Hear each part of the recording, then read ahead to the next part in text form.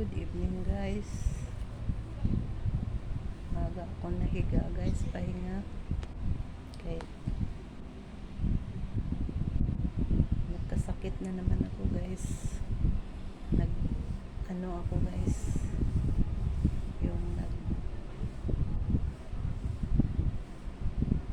sakit ang tiyan. Parang nagtatai ako.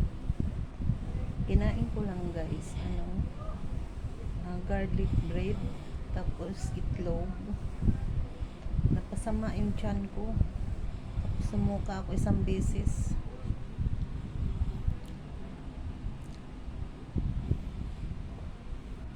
Ang dami ko pa namang iniinom na gamot guys, dahil nga sa sikmura ko. Pag hindi magustuhan talaga guys,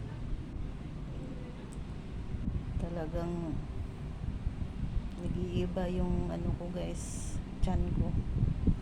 Pag hindi nagustuhan yung kinakain, siguro dahil guys, busog ako, gutom, nagpakabusog. Di ba nga guys, pag may ka sa sikmura, madalas kang nagugutom, tapos napakain ako ng marami, galing ako sa pagod. Tapos humiga, masama yung galing kumain, nahiga. Dahil pagod na pagod talaga ako guys. Tingnan mo yung tsura ko guys.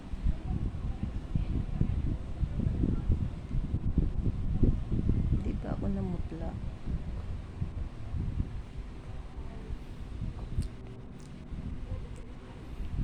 Nakailan kaya akong ibak guys, tapos tubig na, pero uminom ako ng Diatab isang bisis pa lang, mamaya sundan ko.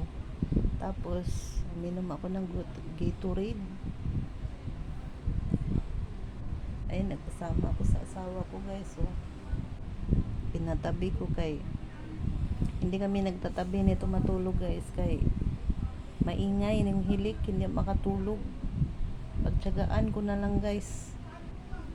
Mahilig kasi ito maghilik guys, kay pagod din sa trabaho. Kaya nagpasama ako dito. Doon yan siya sa baba. May edad na guys, marami nang lumalabas na sakit. Tapos pagod pa guys, nagtitinda pa, tapos nagtatrabaho pa vlog. Basta kaya sa katawan guys, sige. Kasi kailangan guys. Marami kaya akong gamot guys. Tapos yung bahay ko pa guys, wala pang kaayos-ayos.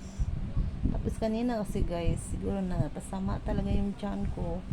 Gawa ng nagpintura ako sa patungan ng mga tindahan, tinda. Kasi nga bakal siya na hindi siya nakapintura, siya kinalawang, kaya pininturahan ko guys. Hindi pa naman ako naantok kasi nag-aantay ako sa time sa pag-inom ng gamot. Mayroon pa akong gamot guys, Omeprazole. Tapos na yung amoxicillin guys, at saka sa yung isang gamot sa daw yan sa bakterya ng bituka. Kasi medyo may ako kunti sa bituka guys. Tapos ingat to sa kain, wag daw mantikain. May mga nagpasama ang kain ng seafoods, taas ng acidic, ano na lang kinain. Kaya ayan, ang bawal masarap. Wala naman kasi iba rin kainin guys. Nagsasawa ka naman, kalalaga ka ng sabaw ng isda, lagyan ng talbos sa malunggay. Nakakasawa rin guys. Kanina nagtinula ako guys. Siyempre may mantika yun guys, gigisa mo na. Tapos naghalo-halo rin kasi nakain ko guys itlog, tapos saging, tapos Nalamigan din siguro yung sikmura, tiyan ko guys, hindi sikmura, tiyan. Kasi kumukulo-kulo yung tiyan ko guys, nung ibak-ibak ako. Pasensya na sa kumakain hapunan. Kinukwento ko lang guys, kaya medyo putla ako guys. Hindi naman siguro high blood ako guys yun. Hindi ka mamutla, high blood. Pero medyo ano na guys, kanina pag umibak ako sa pasintabi sa kumakain sa hapunan, kumukulo yung tiyan ko. Tapos siguro naka 15 akong ibak guys. Kailangan ko ilabas yun guys kasi nag-alboroto sa tiyan. Pero nakainom naman ako ng gamot. Sabi ng asawa ko, di pag magpa-dextrose check up. Tapos medyo na ano naman guys, isang beses umibak ako pero konti na, hindi na tapos pero na yung tubig.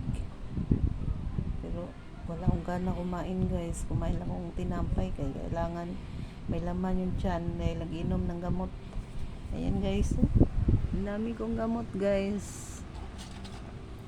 Ayan guys, 3 weeks to guys, 3 weeks. Kada inom dalawa, tagdadalawa.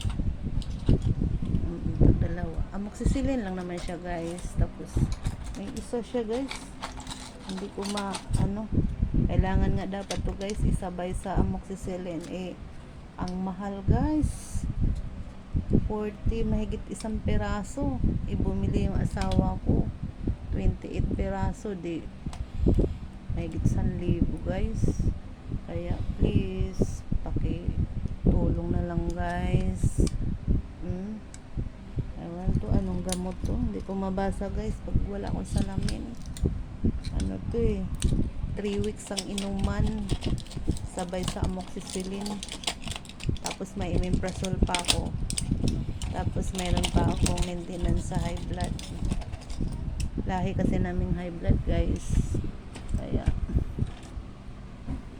tapos nagsisimot ako ng white flower guys. Binilhan ako ng asawa ko ng white flower. Ayan guys, so mahal na rin to guys, 70 rin to. 70 noon pa yun, ewan ko lang ngayon. Ayan, nag-Gatorade ako tsaka tubig. Hindi naman masama yung katawan mo guys, yung yung tiyan ko humihilab kasi nga nag LBM.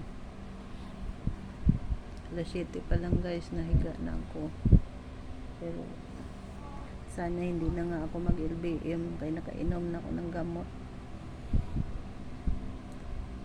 Pero hindi, paantok na ako guys. Talaga yung tulog ko guys alas 10 kasi alas 10 ako nagsasara ng guys, tindahan ko. Pag wala nang bumibili, yan, nagsasara na ako. Kasi nga pagod ako guys, lahat. Alam mo naman, ang mother, all around may tindahan pa. Tapos may mga alaga pa akong mga sa bahay guys, inalagaan ko pa. Ayan na nga guys, so namuti na yung buhok natin sa guys. Pero laban lang guys, galing mabuti guys, hindi bumaha kay yung hindi lumakas yung ulan, nagsiging ulan. Kasi paglakas ng ulan na walang hinto, bumabaha rin dito sa amin. Pero madali siyang humupa guys. Pero pag bumaha guys, umaabot sa loob ng bahay. Ayan, nagpapanik na talaga kami guys. Naghakot na ako ng gamit, mga paninda ko. Kaya siguro guys, pagod na pagod yung katawan ko. Pagod na pagod talaga. Akyat baba, ikaw ba naman akyat baba, magligpit pa ka, laman ng ref, magligpit ka. Kaya puro lang tayo ngayon guys, kwento kwento lang tayo kay nakahiga naman na tayo guys. Ang hirap pag may trahedya nga guys. Kahit naman hindi ka sa tabing ilog, karamihan niya guys binaha, hindi tabing ng ilog. Kami kapakaya tabing ilog, pero lagi kaming alerto talaga guys pag may ano na badya na bagyo. Kahit nga ano lang guys, yung muulan ng malakas, bumabaha dito sa amin, pero pag buong araw yun na malakas guys, yan babaha talaga sa amin. Pero pag kuan lang 4 na oras, 3, hindi pa siya umaapaw. Pero lagi ako nakabantay guys, kay may konti akong tindahan, yung mga importanteng gamit na di kuryente, yan inaakyat ko guys, tulad ng electric fan, saingan, ref. Kawawa ako guys pag ako lang mag-isa sa bahay, wala, basa lahat. Ako pa naman guys nervyosa, gawa ng dala sa ano ko guys, sa sakit, tsaka katandaan na rin guys. Guys, magpapasalamat lang ako sa mga viewers ko guys, mga nag-subscribe kahit hindi tayo kagandahan guys. Ano kasi guys, yung nagkaedad ako guys, marte pa naman ako guys. Ano ka, basta lang pag nasa bahay ka guys, talagang gumaganda ka lang pag bagong ligo. Pero pag wala na, busy na, wala na suklay-suklay, basta nakaligo na guys, okay na. Ayan, humihilik na yung isa ko guys. Kita yung ano, hilik. Pagod yan guys sa ano, trabaho. Tapi yung kilikili. Humihilik, kaya ayaw ko makipagtabi nito guys, kasi nga humihilik. Ang lakas, minsan pa yung ganun yan siya guys. Naririnig nyo guys, humihilik. Ganyan yan siya. Hindi naman sa pagano guys, talagang dati bata-bata pa kami mag-asawa, magkatabi, tinitiis ko. Pero pag nagkaedad ka na guys, ayaw mo nang maingay. Ayan, sabi ko, samahan mo muna ako kay may sakit ako, samahan mo ako, tabihan mo ako matulog kay natatakot ako sa sakit ko.